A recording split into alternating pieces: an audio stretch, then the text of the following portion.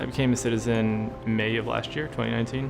When you do the pledge for the first time as a citizen, it's just like, whoa, I'm finally part of this system now. I'm going to complete the census online. I think the census being online for the first time is huge because it makes it so much more accessible to everyone. I pledge to complete the 2020 census.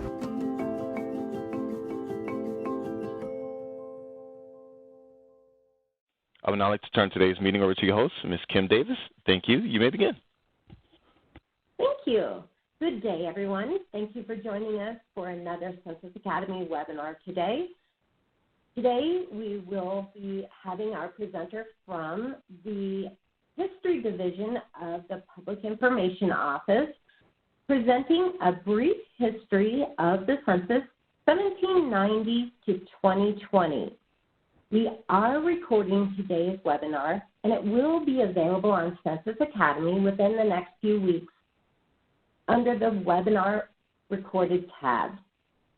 We have a large number of participants today, so if we do not get to all the questions at the end in the Q&A session, we will follow up and we will offer a contact information.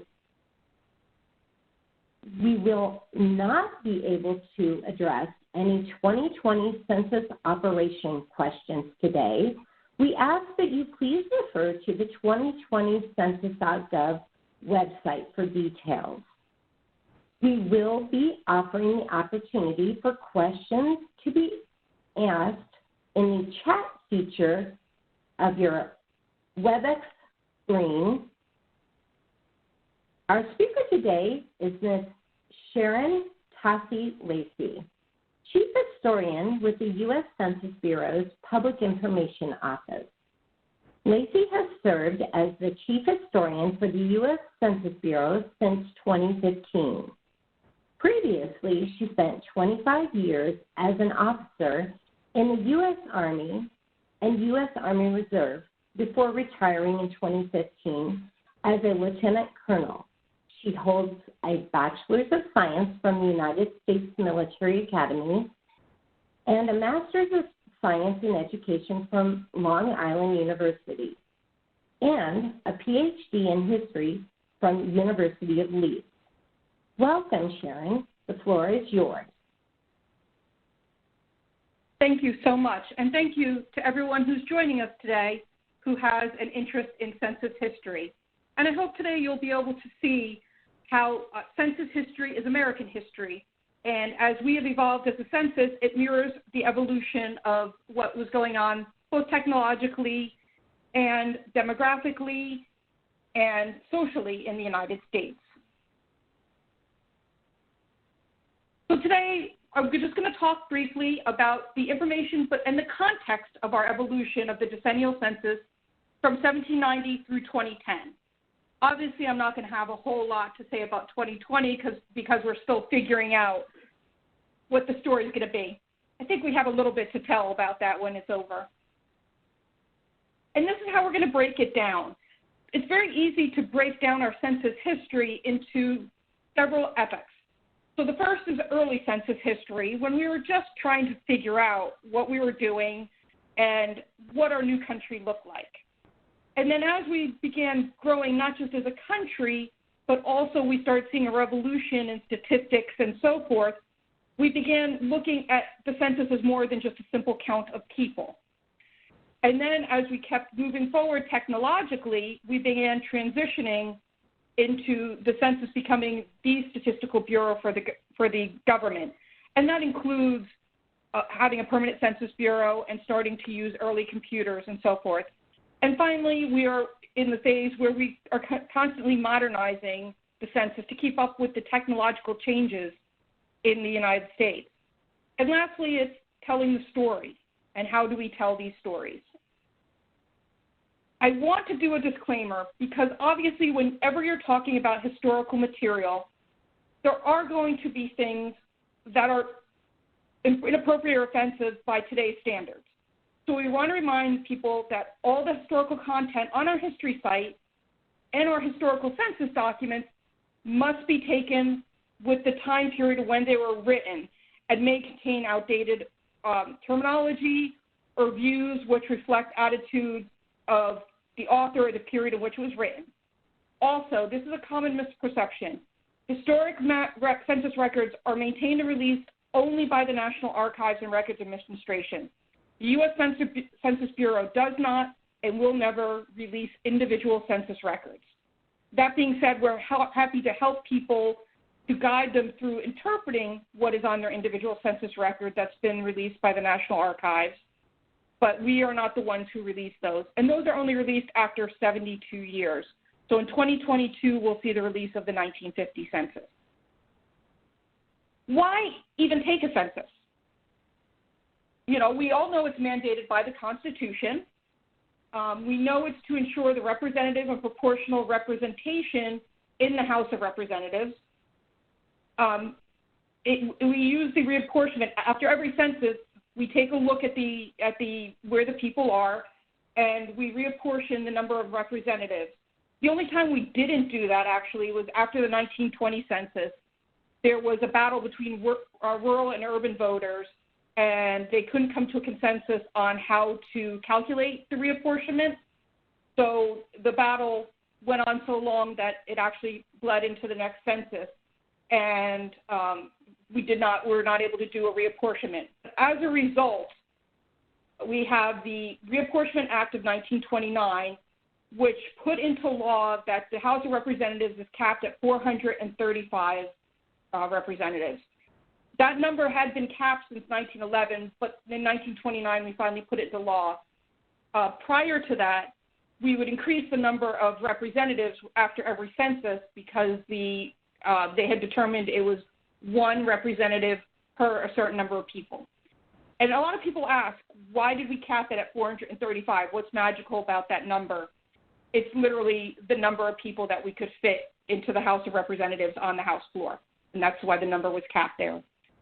There's only been one time where we increased that cap temporarily in 1959 when Alaska and Hawaii became states. We added two representatives, one for each state temporarily until after the 1960 census could reapportion, and then it went down to 435 where it remains. Now, a lot of people ask, why have we gone beyond just counting the people? Well, because as time has gone by, we found that it's more important to not just know the number of people we have, but to know what does our population look like and to find out more about who we are, not just what we are. And so for that reason, and this has been fought in court many times, the Supreme Court has ruled that we can collect statistics on anything as long as it has a federal or state government need. So we can't collect information on anything that strikes our whim. We have to be able to show that there is a need for those statistics. Now, what are some of the things we will never ask? One thing we'll never ask in the census is we will never ask about religion. We have done censuses of religious bodies, which is counting churches, and the churches have given us numbers of members, but we will never ask an individual about their religion. The other thing we will never ask is about your legal status. We may ask if you are a citizen, a non-citizen, natural-born, or naturalized, but we will never ask if you are here legally or illegally. Never, ever, never have, and never will. Now, in 1790, when we just started out with the census, our questions were pretty basic. We asked the name of the head of household, and then they counted the number of free white males 16 years of age or older, and the number of free white males less than 16, the number of free white females, the number of all other free persons, and the number of slaves. Now, the reason that there was a divide between free white males 16 and older and 16 and younger was because they wanted to know how many men did we have of military age, a military conscription age here in the United States. And you'll notice one of the things that's not there is that we didn't ask about race. And the reason for that was there was basically only either white or black. Everyone who was not white or black was classified as white. And one of the reasons that we even asked about some things like the conscription numbers is the Founding Fathers recognized that we needed to know more than a couple, and that was kind of a compromise. You had people like James Madison who wanted to ask more questions, and he was shot down. So he, as time went on, though, they started adding more and more questions. So 1790, only the head of household name was recorded. The only people, everyone who resided in the United States was counted except Indians not taxed. And what does that mean? That's a question that comes up quite a bit. Indians not taxed means that any Native American who is living what they called not in civilization, and I say that in air quotes, that meant if they were living on a reservation, which was considered its own nation. If they were living in a town and living among and paying taxes and working in a town, then they were counted, and they were counted as free white people. Indentured servants were counted under free persons. The U.S. Marshals conducted the enumeration because we didn't have a permanent body to conduct the census. In fact, up until 1902, the census office would only open a couple of years before the census, conduct the census, and stay open for a couple of years afterwards, compile the data, and then close down again. In 1790, the Secretary of State, Thomas Jefferson, actually was the person who oversaw the census. And the reason they used U.S. Marshals to conduct the enumeration is they were basically the only federal officers that were all over the country. And it took us about 3 years to get all of the numbers from the 1790 census brought in. It obviously was not as easy as it is nowadays, where we have reliable mail, we have reliable addresses. The U.S. Marshals would hire deputy marshals, and they literally had to go and figure out where houses were, where people were. And at that time, we counted not only the 13 original states, but we also counted the territories. Tennessee hoped to be able to have enough people to become a state, and they fell a little bit short, but we still counted their numbers in our total numbers. And again, this was literally just an aggregate count of data, how many people under each of those categories. Now, in 1800, saw the beginning of our expansion of how we began to ask these questions. The questionnaire provided space to tally free white males and females in several age categories: under 10, 10 but under 15, 16 but under 25, 25 but under 45, and over 45. Indians, slaves, and free blacks were listed in single categories, undivided into age groups, just simply by sex. And what's interesting in these early censuses is that the census taker was not given a nice, neat printed schedule. They were only given the list of questions, and then they had to devise their own schedule with those questions. So when you go back and you look at those early censuses from state to state, even within states sometimes, you would see different formats that were used. Unfortunately, many of these early censuses were burned by the British during the War of 1812, 1790, 1800, and a good portion of 1810, particularly from states like Virginia and Maryland, were lost and have had to be recreated from other data. And as a matter of fact, George Washington is the only U.S. president that we don't have an original census form for, because he died in 1799 before the 1800 census, and his 1790 census was burned during the war. In 1810 is when we really saw the beginning of the increase of what could we use the census to collect data on, when we added the census of manufacturing. However, people were not completely trusting of the government. We always like to say the United States was founded on a basic mistrust of government and government power. So people were reluctant to tell the census, especially home businesses, which the vast majority of businesses were farm businesses or at-home businesses, were reluctant to tell a government agent exactly how much their goods and services were worth, how much money they had made. And in fact, the collection of manufacturing data was so erratic in 1810 that it was generally considered useless, except to identify some broad industrial trends. In 1820, we added a couple of other questions, including the number of household members working in agriculture, manufacturing, and commerce, and all races were tallied by age group this time for the first time. And this was also the first time we asked how many non-naturalized citizens were in each household.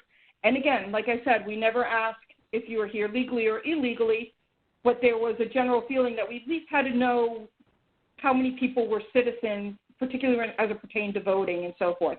So the questions that we see in later years, there's really nothing new. We've been asking them in one form or another since 1820. And again, the Census of Manufacturers still wasn't as accurate as we would like and really only showed broad trends in manufacturing and gave us an idea of how many people were working in those broad groups of agriculture, manufacturing, and commerce. 1830 is when we finally started seeing these uniform printed schedules. We did not collect manufacturing in 1830. The feeling was there was no use in doing it that year because it had been so poorly done in years before. But what we did start doing is collecting social statistics and vital statistics in 1830. And we collected information on the blind. This was the first time that we used the census for social statistics and to determine where should money for certain groups go. And for example, there was, they wanted to start putting schools for the blind around the country, and they had to see where it would make the most sense to put these schools. And we see that carried on to today when the importance of the census data is where to put money, where to put resources, and how to allocate billions of dollars across the whole nation. In 1840, again, we saw that they were increasing where the Revolutionary War pensioners, which at this point many of them were older, but we started seeing that we could start to use the census to get a picture of the people within the census. And we were moving closer. At this point, the household was the unit of enumeration. And 1840 was the last time that happened. And as you'll see in the next slide, as we move forward, we started looking at the person as a unit of enumeration. In 1840, we did start collecting manufacturing and industry employment data again because we needed to know where our industry was going. We were at the beginning of the Industrial Revolution. We wanted to see where was our, because usually you would see the industry and manufacturer move there and then the people would follow. We needed to know the Revolutionary War pensioners because we wanted to estimate the cost of paying the pensioners their pensions. We also did a separate agricultural schedule and a schedule on schooling and literacy because this was the beginning when they were starting to put together public schools and they wanted to know, where our people were and what was the level of understanding of our people. And we also, in addition to collecting data on the blind, we also collected data on the deaf in 1840. Now, 1850 to 1900 is such an interesting period because we had the Industrial Revolution, obviously we had the Civil War, but we also had a revolution in statistical analysis. So we slowly, starting in 1850, started seeing the census become more than just tallying up numbers. We could take those numbers and we could analyze them. We could read things from them. So in 1850, not only did the individual become the unit of data collection, but we started greatly expanding the questions that we asked. We had new questions on occupations. We had literacy, birthplace, property ownership, a host of vital and social statistics. And we start to see the rudimentary statistical analysis. We started seeing some early where you would do, tables, beyond tables, you would be able to do graphs and you would start being able to see visual statistical analysis. And then 1860, and again, up to this point, the same as before, there were really only two races. You're either black or you're white. And it's interesting when you go back through some of the older ones, older censuses, because sometimes the census taker, then still the U.S. Marshals, would make a determination for the family based on what they saw. In 1860 is when we started including American Indians was added to the list of races. At this point, Indians not taxed still weren't included in that because the Indians living on reservations were considered their own nation.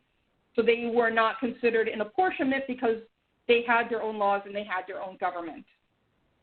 1860 and 1850 were very similar. In fact, they even used the same authorizing legislation.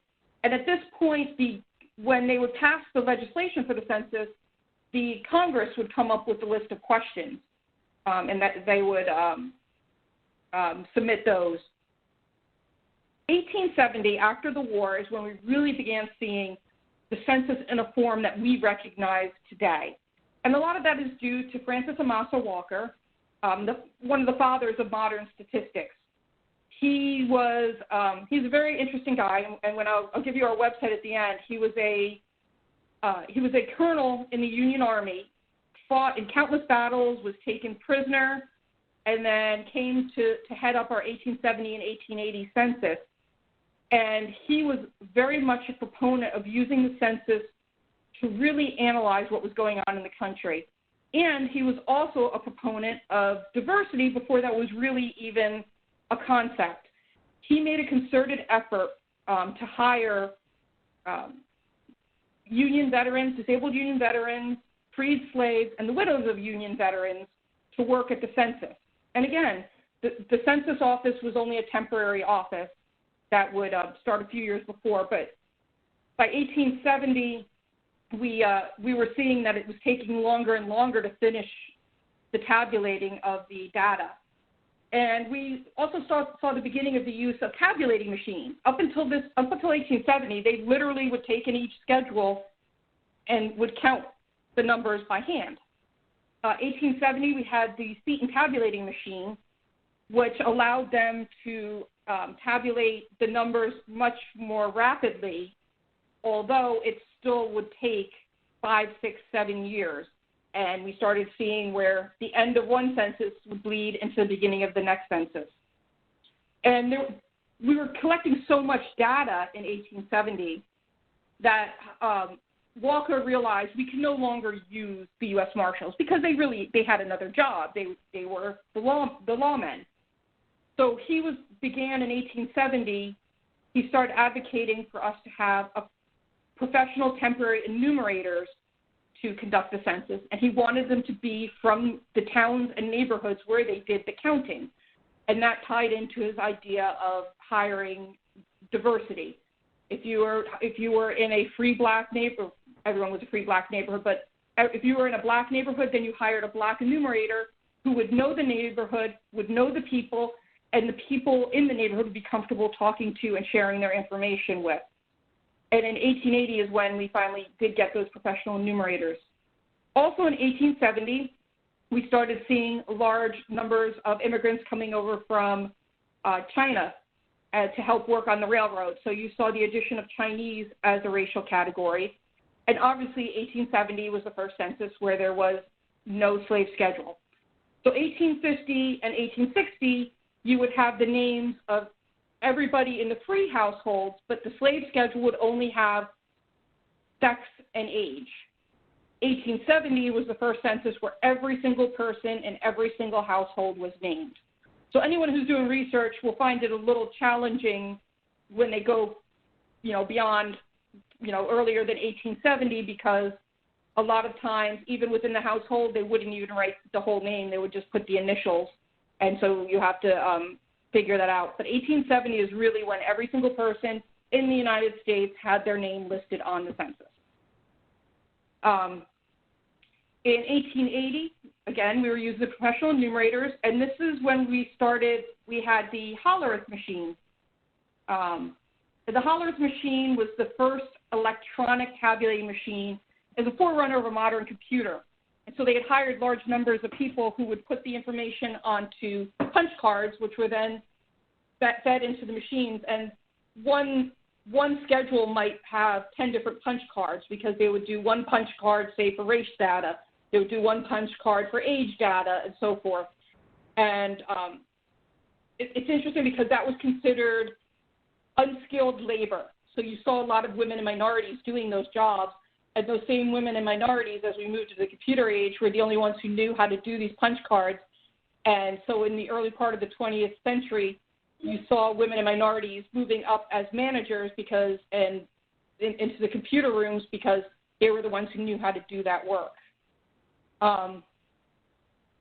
In 1880, we also did a census of Indians not taxed. For the first time, we went onto the reservations, and this final report is actually very interesting because we used sociologists to go and anthropologists to go do some of the enumeration and to put together these final reports, and they not only counted the people, but they looked at their system of government, their system of family, how did they dress, what did they do for leisure, what was their education levels, and so forth. And for some of the smaller tribes, this was the only way that we've preserved to know how some of these tribes lived back then. We also, we had just taken possession of Alaska, so this was the first census of Alaska. Although there's a little bit of controversy, there's the belief that that maybe some of those numbers were made up rather than fight through some of the hardships of Alaska, that he made up. They made up some tribes and some numbers there. 1890, unfortunately, 95 to 98% of the 1890 census schedules were destroyed in a fire because for some reason nobody thought it was a bad idea to let our security guards smoke around a lot of old paper. The fire happened in 1921. And so and I say unfortunately because the 1890 census was probably the most comprehensive schedule we ever had, and it collected a lot of data on Civil War veterans. And unfortunately, all of those individual schedules are lost. And anyone who does genealogy that had family back then finds that 1890 would solve so many of their problems, but unfortunately it just doesn't exist anymore. Again, most comprehensive schedule, and we also saw the addition of many new racial categories. And again, I have to apologize, these are the terms that were used back at the time, and these terms will be considered offensive, but they had terms such as quadroon, octoroon, and mulatto, and they also added the racial category of Japanese, because for the first time we had Japanese immigrants coming over in large numbers. And all of these categories were precisely defined in the enumerator's instructions. We also had a separate schedule for Civil War veterans and their widows, and there was a separate schedule if they were in the Union side. And then in 1900, which would be the end of, this revolution in statistical analysis, was, I forgot to say in 1890, that 1890 was also generally considered the end of the frontier. Up until that point, we were tracking westward expansion. In 1890, they said all of the United States is settled to a certain degree. There is no more frontier. In 1900, again, we kept expanding what we were using the census for, and we used a lot of experts. For example, in 1900, Alexander Graham Bell, who oversaw the,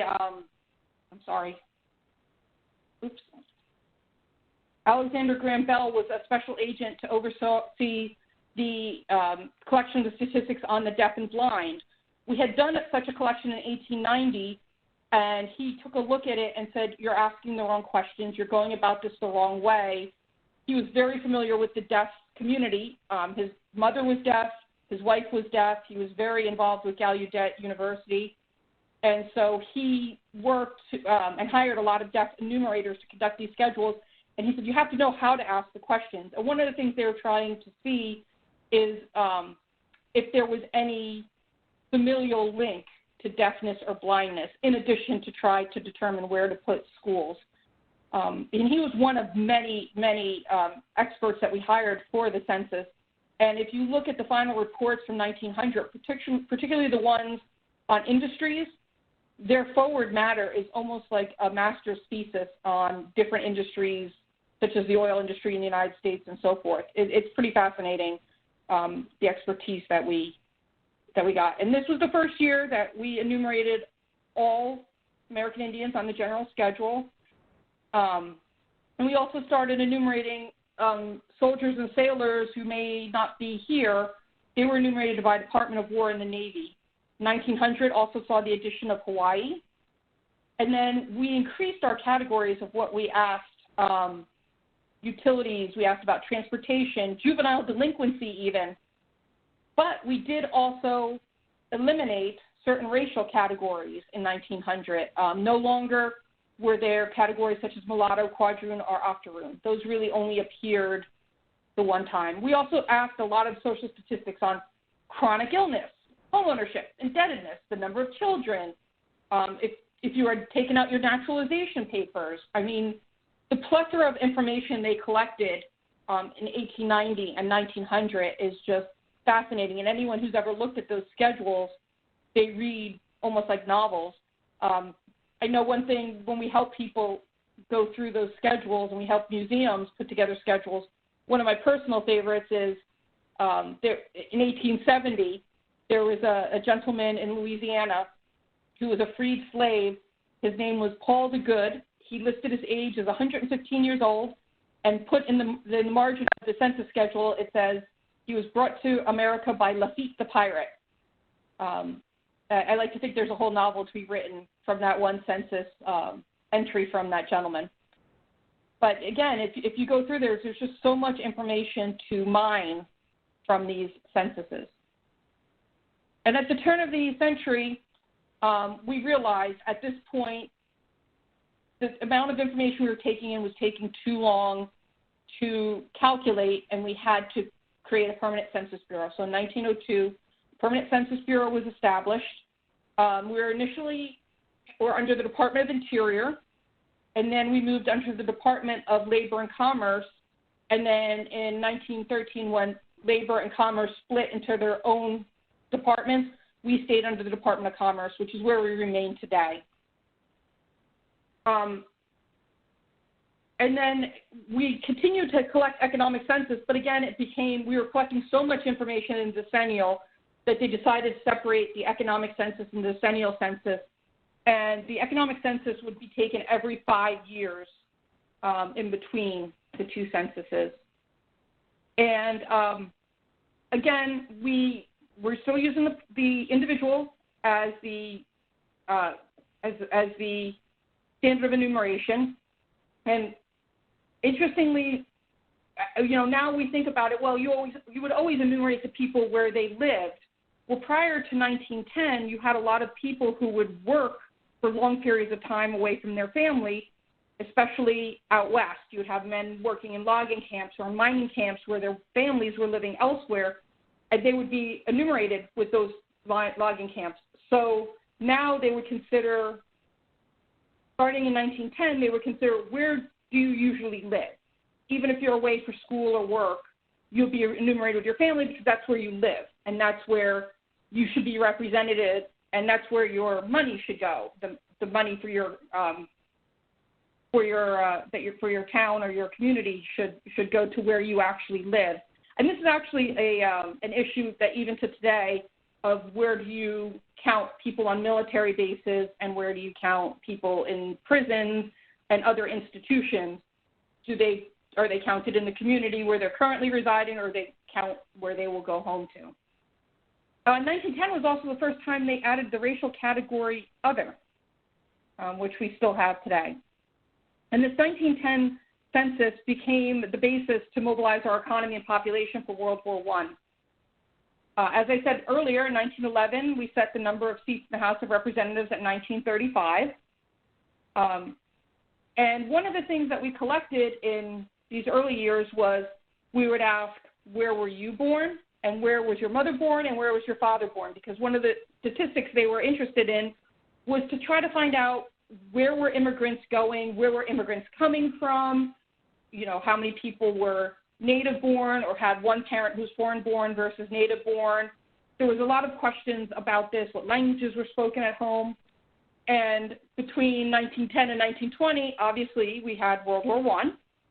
A lot of countries that existed before in 1910 did not exist in 1920, and countries that did not exist in 1920 or in 1910 now existed in 1920. So anyone who's researched their family there, I can speak for my own. My great my grandparents are listed as being from Austria-Hungary in 1910 as Austrian, but in 1920 suddenly they're Czechoslovakian. And there was in the instructions to the enumerators, there's a long list of the new countries to remind them, here's the countries that you need to ask people that they could possibly be from. And another thing they asked in 1920 was the ability to read, write English specifically. In the past, they had asked, can you read and write? But they didn't specify, can you read and write English? And as I said before, we had no apportionment after the 1920 census. The 1929 Reapportionment Act set the census, the Congress number, and also set how do we do our enumeration and apportionment. 1930, we saw a shift. Up until this point, Congress had supplied the questions. But now we had a permanent Census Bureau with a permanent census director as opposed to a superintendent. And that director could work directly with the Secretary of Commerce, who obviously would work with the other secretaries across all the other government agencies to determine what statistical data was needed across all the federal agencies. So after this point, Congress would specify the subjects, but not the questions, and even that would eventually change. 1930 started looking much more like the census we have today.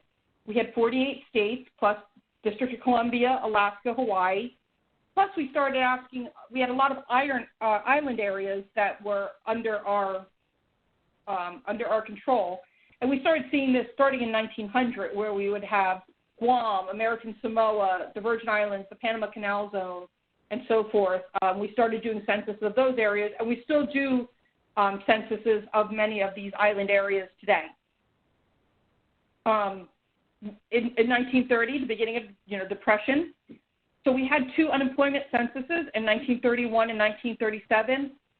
These were of mixed use because they were self-reported, so we didn't get as strong with statistical probability as we would like for those. And at this time, we also saw racial categories for Black, Mexican, Filipino, Hindu, and Korean added.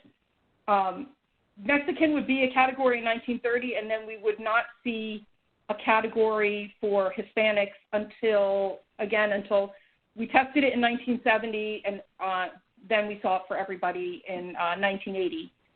So that in 1930, it was specifically one congressman who wanted that category in there. In 1940, again, this is when we saw what looked like the modern census. We saw the introduction of statistical sampling, and that's the idea that you could take a representative group of the United States and use those numbers to extrapolate for the larger population. Now, that being said, we cannot do statistical sampling for the entire census. That's actually been brought up and fought before the Supreme Court, who ruled that we must do a count of the entire country. But on certain questions, we were able to ask just a sample. And in 1940, for example, the questions we asked of a sample was, where were your native tongue, where was your mother and father born, and if you had been a veteran of any war. And the way they did that was they had certain lines on the census schedule had a dark line under it, and whoever was on that line, you asked the extra questions of. And there was 5 different variations of where that line was on the sheet, so that you wouldn't get, in case you had families of 4, you weren't always getting the child in the family or anything like that. This eventually became what we knew as the long form, and from 1940 until 2000, a certain percentage of the population, everyone would get a certain number of questions, and a certain percentage of the population would get the long form. And it's usually around 1 in 6 families or 1 in 5 families, depending. And that long form would have additional information. And this was also our first use of imputation. And that's a word that gets thrown around, and there's a lot of fear-mongering about it.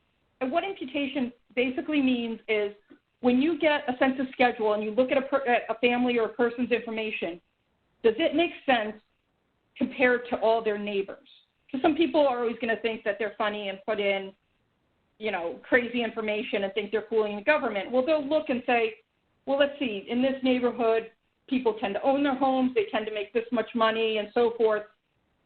This information doesn't make sense. So then they could go back and do some quality control checks on that information to make sure it makes sense within the context. Because neighborhoods broadly tend to be homogeneous, not necessarily racially, but tend to be homogeneous socially and economically.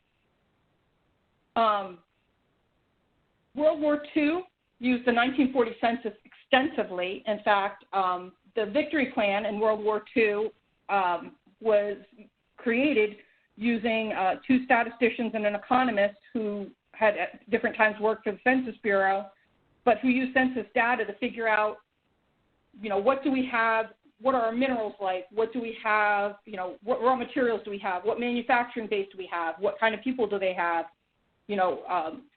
demographically how many people. And when they put it together and they delivered it to the White House December 10th, actually, 1941, and in it they said, we will have enough people, manpower, materials, and manufacturing to invade Europe May or June of 1944. And they were exactly right. That was the Victory Plan. And it's interesting, in 1940 census was also used extensively to help people trying to prove their citizenship. As people came to work for the government or enlist in the military, you have to remember at this time not everybody would have had a birth certificate, so they could use their census information. Our librarian, Mary Orsler, actually her team spent so much of their time helping people prove that not only were they American citizens, their ages, and helping people who may have been stuck overseas when the war broke out to be able to help them come back and prove that they were American citizens, to help people participate in war work.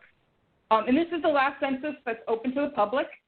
1950, as I said, will be released by NARA around April 2022. We eagerly await that.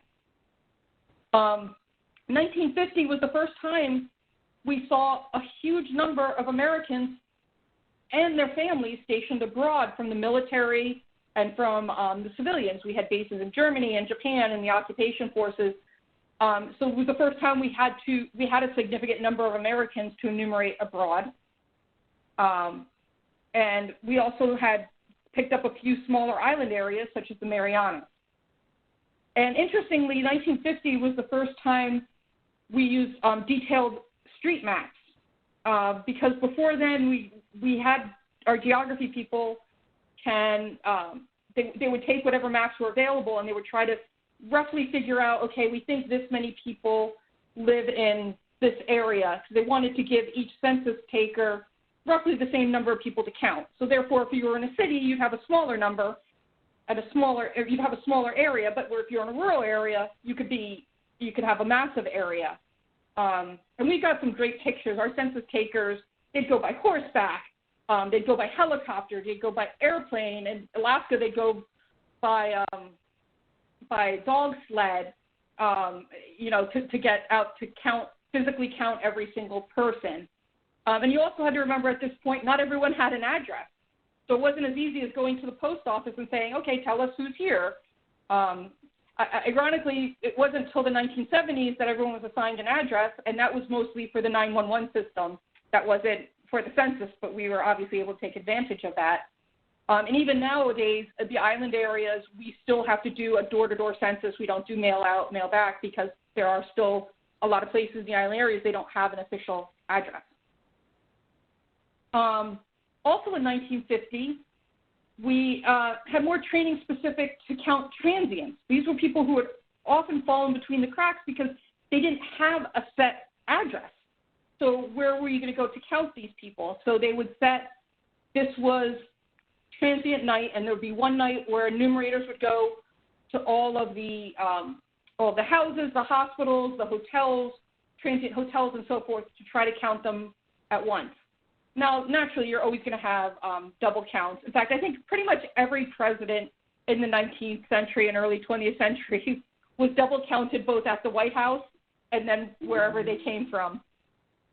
And also in 1951, UNIVAC 1, and the very first non-Department of Defense computer came here, serial number 0001 came here to the Census Bureau in 1951. And it was used to tabulate part of the 1950 census and all of the 1954 economic census. And that's where you saw these people who had the women and minorities who had been working. We've been using variations of the holler machine until 1950, believe it or not. So from 1890 to 1950, we used variants of the same kind of punch card. It was electronic census work. And the people with the punch cards were amazing. We have some brief video of them. They would have a machine with the schedule in front of them that they could turn it so it would isolate a line, and they had they would punch the punch cards, and a good punch card operator could punch several thousand in a day. It's absolutely amazing how quickly they were able to do that. So we started seeing, starting in 1920, you start seeing women and minorities moving up into management positions here in the Census Bureau. In 1960, we developed the FOSDIC. We used to have our in-house machine shop that would invent new things and easier and better ways to collect data and to process data. And anyone who's taken a standardized test where you had to fill in the little circle and then it had to be in pencil and it got scanned, thank the Census Bureau, that's FOSDIC. And what FOSDIC did, though, is it eliminated the need to transfer data to punch cards. So you could just feed the actual schedules through, and the computer could pick up what it needed depending on how you had the readers set. And now it could, at the beginning, they could read 3,000 items per minute, 3,000 schedules per minute, which is pretty amazing. It eventually would become 70,000 per minute. That's how quickly they were able to process that information. And in 1960 was also when we started experimenting with mail out, mail back. We tried it in urban areas where in 1960 we mailed out the questionnaires and told people fill them out and hold on to them, and then our enumerator will come pick them up. In 1970 is when we did we did it a much broader use. 1970 was the first time we tested separate questions on Hispanic origin. We started working because now we started having almost everybody had an address, so we started being able to computerize address lists. And we also started making the data available on computer tape to states and local governments and universities and so forth, so that they could take our data, our raw data. They would never see the original schedules. They wouldn't be able to associate it with a person, but they would be able to take the raw data and take a look at it and pull what they needed from it. And 1970 also started a targeted outreach to undercounted populations. And I had the honor of doing an oral history with a gentleman who just recently passed away. He was in his 90s, and his mother had worked for the Census Bureau while she was going to Howard University in the 1930s. And then right before the war, in 1940, he had graduated with a printing degree, couldn't get a job because he had to be in a union, and as an African-American man, he wasn't allowed to be in the union, but was hired by the Census Bureau to be a key punch operator. But his first name was could be either male or female. They thought he was a woman. And so he said he showed up his first day of work. It was him and 200 women, which is a 19-year-old man. He was delighted by. But he left for World War II and then came back, and he was put in charge because in 1960, the undercount of the African-American population was enormous, particularly African-American men between the ages of 19 and 30 was very undercounted. And Jerry was part of the team that put together the outreach for these undercounted populations, and that's when they started pulling in things like football players and basketball players and musicians. He had a good friend who was a disc jockey, so they were able to do targeted outreach to some of these underserved populations, and the undercount dropped 95% between 1960 and 1970, which was just an amazing success story. And again, reinforced the need to have people from the neighborhood collecting the information. In 1950, we started seeing more of our enumerators were women than men. In fact, in 1902, half of our permanent employees were women, but most of our enumerators, our temporary employees, tended to be men, and we saw that number increase until 1950. The number of women outnumbered the number of men in the field. But the problem was they would assign them areas, and sometimes people wouldn't feel comfortable going to the houses, so we couldn't be sure of their data. So in 1970, they reaffirmed the need to hire people from the community who recognized the community, who knew the community, who knew the neighborhoods, and would be comfortable going into those neighborhoods. In 1980, we went to mail out, mail back for everybody. And that's what many of you are familiar with today. You get the census form, you fill it out, you mail it back. If you don't mail it back, then the enumerator comes to you. We also had started around 1940 doing quality control, where even if you mailed it out, they would spot check people to make sure the data was right, just to see that they were doing things correctly. And again, we started creating state data centers programs that would simplify access to data and, again, increase our outreach to transient and reduce undercount and try to get to those hard-to-count populations. And sometimes that's easier to do at the state and local level, working with them, because each state is going to have its different challenges. So to set a federal policy didn't always work. In 1990, we created the Tiger system, which produced our maps, and that's early GPS was also developed here in the Census Bureau, so everyone's welcome. And they would take that data, and they would be able to, instead of having to hand draw these maps, which is hard to believe, but up until 1990, our geographers would literally overlay and hand draw many of the initial maps, and they would overlay them to make sure that things had changed. And now we are able to use early GPS data and other input to produce our maps. And also in 1990, we were the first government agency to make that information available on CD-ROMs.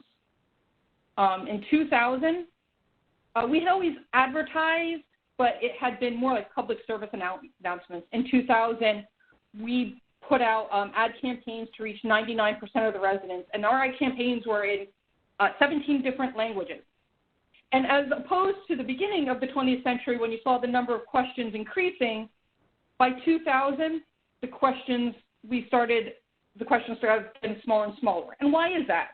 Well, there's several reasons. We had other ways to get data. We could use administrative data to collect a lot of information. We had a lot of other surveys and censuses that were collecting this type of data. People, when they think of the census, they think of the decennial census, and maybe they think of the agricultural or the economic census. But we do 125 to 157 different surveys and censuses each year, most of them using statistical sampling. So all this data, we had other ways to get this data. So by 2000, we only asked 7 questions in the short form, which was the shortest census we'd had since 1920. 2000 was also significant. It was the first time you could do multiple responses for race, because up until this point, if you were biracial, you had to choose what race you wanted to put on your form. Now you could choose multiple ones. And this was also the first time you had multiple ways to respond. You could mail out, mail back. You could talk to your enumerator. We had a small amount of internet available, or you could do it by telephone. And then in 2005, the American Community Survey replaced the long form, because what we realized is we couldn't wait 10 years to get some of this data. So what the American Community Survey is, it's a rolling survey that every month collects data from about 100,000 households, and that data gets rolled up, and we have 3- and 5-year rolling information, because they could look at the information across a broad swath of households across this time and get a pretty good picture of where we are. And that way communities can have ongoing information instead of having to wait 10 years. We know how fast things move. 10 years is too long. It's a completely different country, completely different neighborhood. So that was rolled out in 2005. So 2010 was the first time there was no long form since 1950 or 1940 when we started asking those. All households received the same kind of questions, and that holds true for 2020. All households received the same questions. 2010 is also significant because it was the first time we counted same-sex couples. Prior to that, in 1980 you could choose roommate. There was no you could be roommate, you could be boarder. They counted unmarried couples, but in 1980 was the first time you had something. So a lot of times when you look back and you'll see a couple that we now know was an unmarried or same-sex couple, they'll have one is head of household, the other is considered a boarder or a renter. 2010 is the first time we counted same-sex couples as married couples. And so what do we do here? So I've just given you a whole lot of information about the census. So what do we do here at the History Branch? Well, we like to tell the story of the census, and I just want to direct you, please go explore our website. Every month we tell a different story from American history using census data. This month it's Hispanic Heritage Month. We've done the eruption of Mount St. Helens. We've done Babe Ruth. We've done the first Super Bowl. We want to show people that you can use census data, not just the decennial census data, but all of the data across all of the surveys to tell any story. And the other thing we like to do is we like to tell the stories of the people who worked for the census. We have a whole section of interesting people. A couple of my favorite is David Bray. He literally saved the hula from extinction. He was a supervisor in the census of Hawaii. And then we have anyone who's been to Manila. The main thoroughfare in Manila is Epifano de los Santos EDSA Highway. Epifano de los Santos was the man who basically created the Filipino archives and art and literature museums by collecting all that data. He worked for the census. One of my favorite is Minnie Burke Smith, who was a single mom of 7 who supported her children after her husband left by being a field enumerator and then a field supervisor, and one of her sons eventually became the Secretary of Commerce. So definitely rags to riches. And we've got story after story. So please, we love to tell the story of these people. And we also like to talk about technology. We say over and again, American history is census history is American history. And again, we've got articles, publications. Please take a look at our social media. We like to put out a lot of different things on this day in census. There's just a lot to explore there. Census.gov Academy, different ways that you can connect with census data and the Census Bureau. And finally, here's my contact information. We work for you. If you have any questions, there's my contact information. Give me a call, send me an email. Even if you're researching your family's genealogy, we love to help people. My team and I that's what we do, and that's what we enjoy doing. With that, operator, are there any questions? Yes, I know it says chef historian, my typo. I'm sorry. I'm showing no current questions, but if you would like to ask a question, please press star then 1. Please remember to unmute your phone and record your name clearly when prompted. If you'd like to withdraw that question, you may press star 2.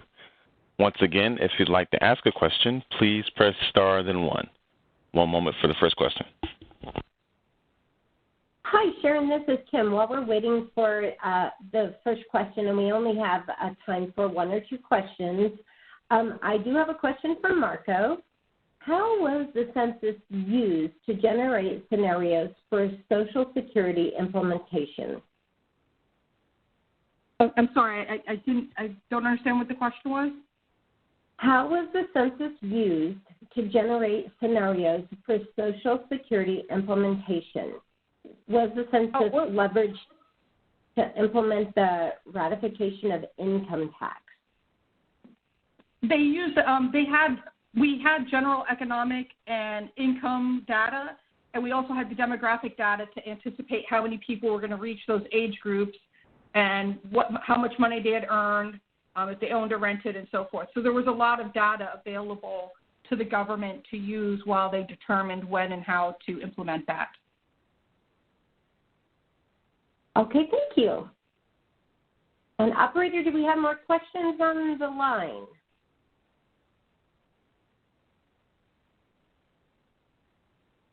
All right.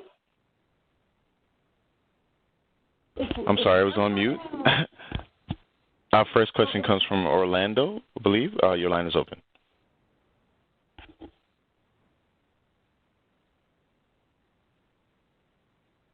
Again, I believe the name is Orlando. Your line is open. Okay, and our next question comes from Monica. Your line is open. Yes, hello. I had my question in the chat box, but I'm not sure if it was answered with links. But my question was about when did they start reporting the number of live births in a family? And if a woman had lost any to miscarriage or stillborn in between the census years, was that recorded? And if so, how? Great question. So we did collect vital statistics on things like that, although the census would usually ask that question about the census year only in the past year had this happened. However, in the 1900 and the 1910 census, there are columns for how many children have you had, how many still living. Those are the only two censuses that ask that question of women. Other than that, when they collected the vital statistics, it was usually about the year before the census. Okay, thank you. Thank you. Our next question comes from Mark Young. Your line is open. Hi there. Great presentation.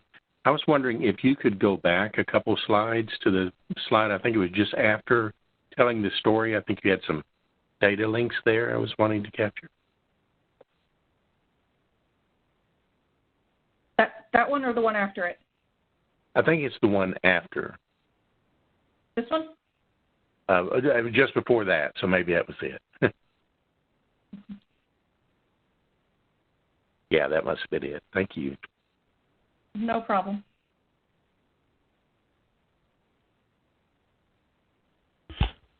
Okay, and our next question comes from Heidi. Your line is open. Hi, good afternoon. I don't know if you asked my question either. I put it in the chat.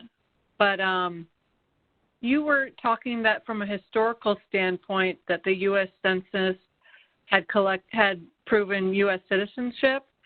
Is there a reason why we're not doing that today or why it's changed?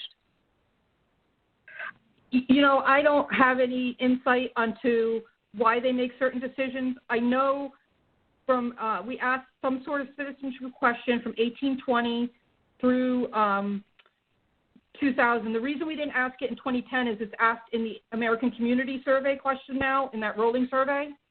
So that's part of the reason why we don't have to ask it in the decennial. We're collecting that information all the time.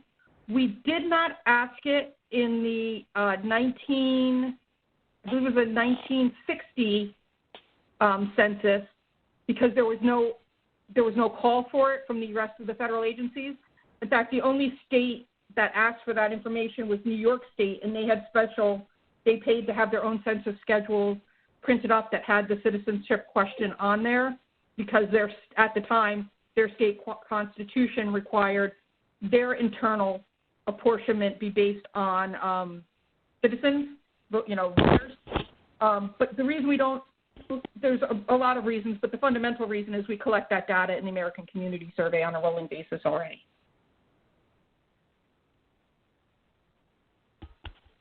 Thank you. And our next question comes from Ahmed. Your line is open. Yes, yeah. I have a very simple question. do you count illegal immigrants, that means undocumented, not any document at all, in your census data? Do you include them? We count everybody who is residing in the United States. We never ask anybody their legal status. I know that's an issue now, but I'm not going to address that because that's way above my pay grade. But no, we count everybody residing in the United States. Okay. Thank you so much. Thank you. The next question comes from Ethan Thomas. Your line is open.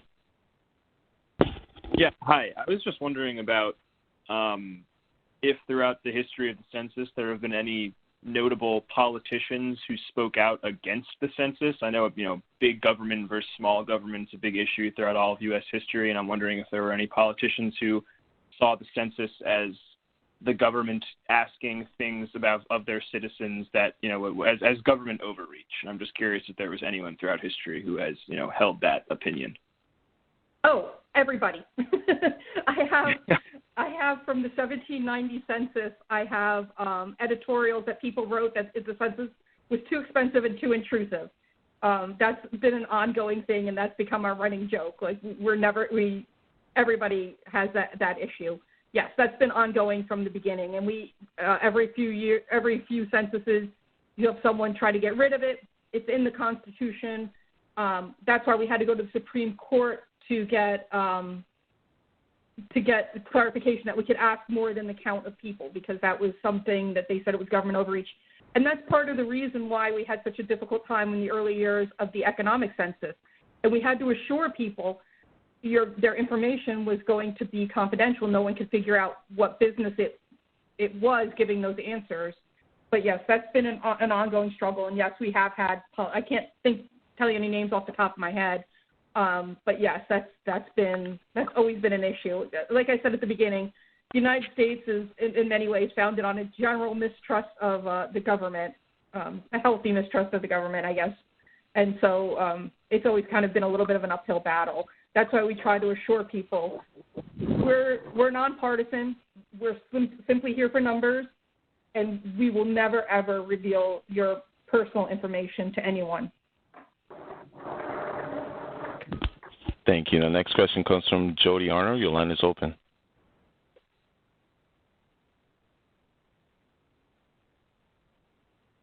Jody Arnold, your line is open.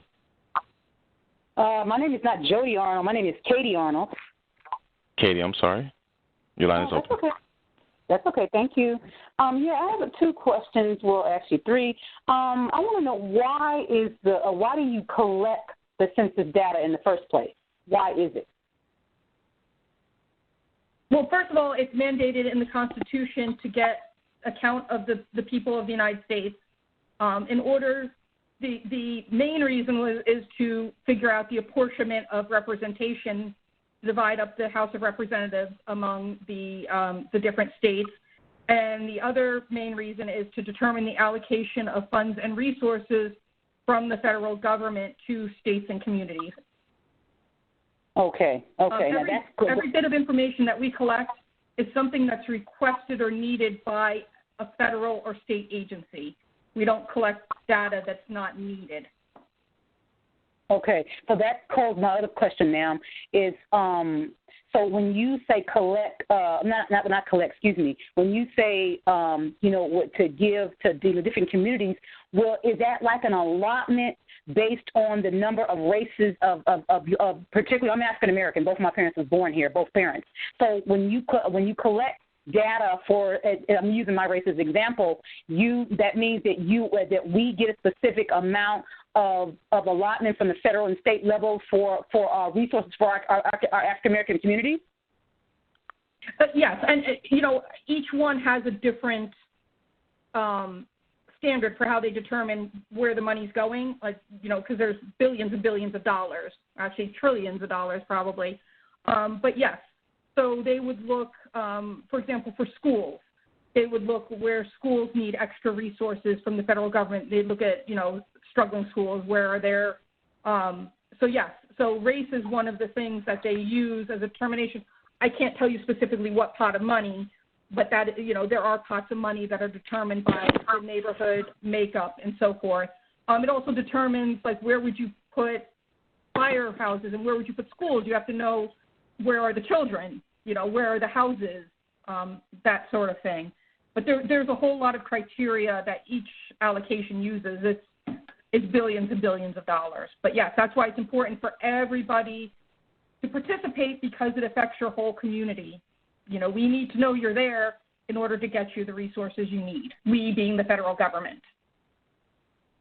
So thank you, Sharon, for your presentation today. This is your host, Kim Davis, and we so appreciate this valuable information. This has been a wonderful presentation, and it's given us so much information that we haven't seen through the Census Academy webinar series yet. This has been fantastic.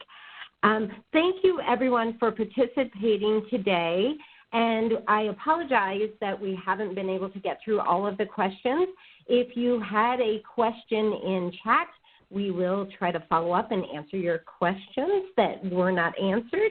And you can also respond or answer questions by sending an email or contacting us at census.askdata@census.gov, or contacting Sharon directly with her email and phone number on the screen here. So we appreciate everyone's time and attention today, and we hope that you all have a good day. Thank you. Thank you. And that concludes today's conference. You may all disconnect at this time.